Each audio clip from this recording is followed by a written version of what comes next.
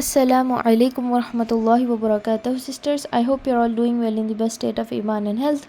Today inshallah ta'ala we will look into dua number 19. A'udhu billahi minash shaitanir rajim. Bismillahir rahmanir rahim. Rabbi shrah li sadri wa yassir li amri wahlul 'uqdatam min lisani yafqahu qawli. Rabbi zidni ilma, Rabbi zidni ilma, Rabbi zidni ilma. Allahumma faqihna fid din, Allahumma faqihna fid din, Allahumma faqihna fid din.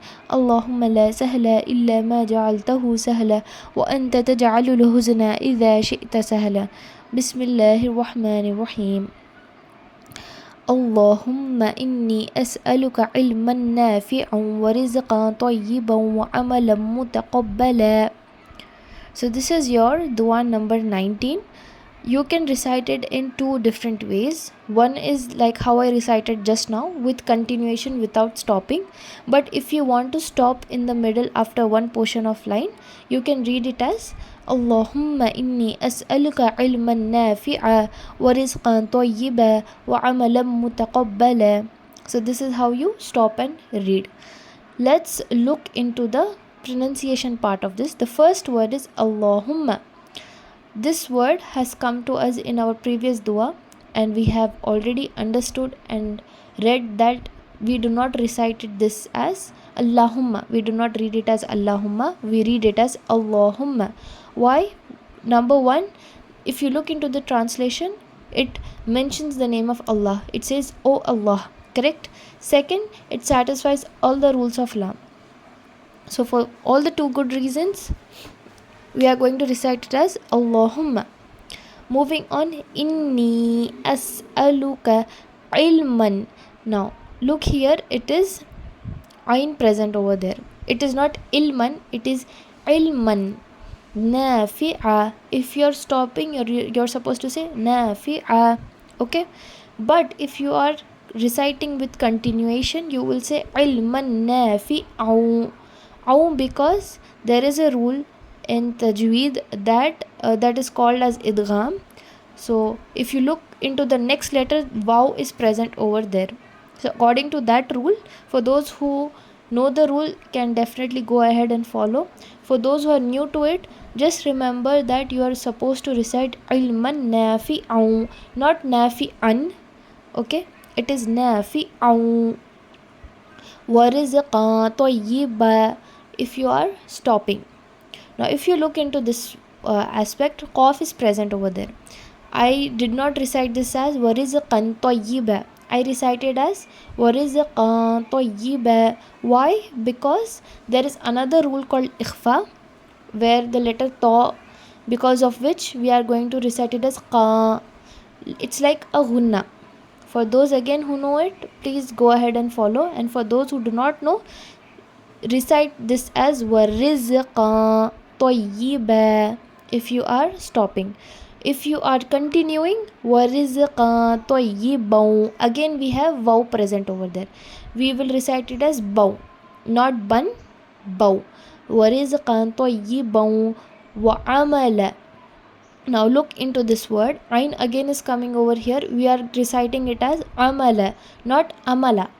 If you say amala, that means you are reciting alif. By the text it is ayn, so we will be like wa amala, amala.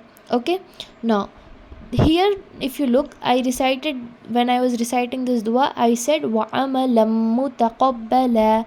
I did not say wa amalan mutaqabbala. Correct? So here again the rule of idgham comes into place. For those who know, please follow it, and for those do not know, it is wa'amalam lam, not lan, lam, lam, lam. Wa'amalam mutaqabbala.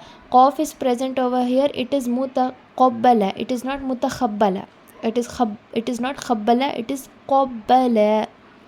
Again, I will recite for your clarity. For those who prefer with continuation, please go ahead. For those who do not know tajweed, I would recommend to stop and read to avoid any grammatical other mistakes. For those who know tajweed, whatever you prefer, inshallah ta'ala, you can go for it. So I will recite it for you again. If you are preferring to stop and read, this is how you recite it. Bismillahir Rahmanir Rahim. Allahumma inni as'aluka ilman nafi'a wa rizqan tayyiba wa amalan mutaqabbala. And if you prefer to recite it with continuation without stopping, you read it as Allahumma inni as'aluka ilman nafi'an wa rizqan tayyiban wa amalan mutaqabbala. So inshallah ta'ala, prefer whatever you find it easy to recite.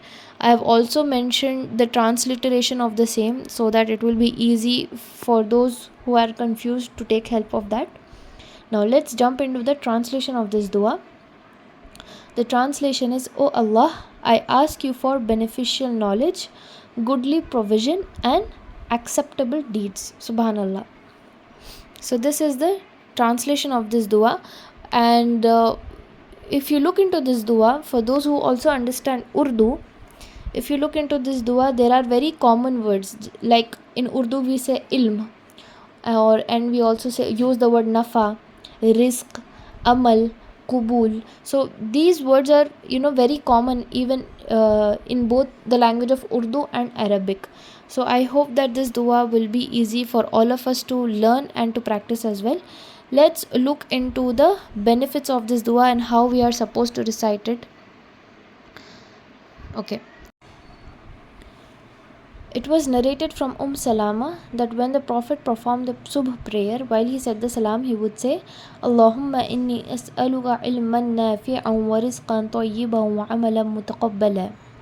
So by this hadith, if we look closely, we understand three things. Number one, this needs to be recited as soon as you finish your Fajr prayer. The moment you do your Salam, you're done with the Salam, you're supposed to recite this dua, Allahumma inni as'aluka ilman nafi'an wa rizqan tayyiban wa amalan mutaqabbala. Second point that we notice is you need to recite this dua just once. The duration of the frequency of this dua is just one time. Okay. And number three that we notice is this dua is only prescribed for the Fajr prayer, only for the morning askar. So this is something that you do not have to recite it in evening, that is in the Asr time.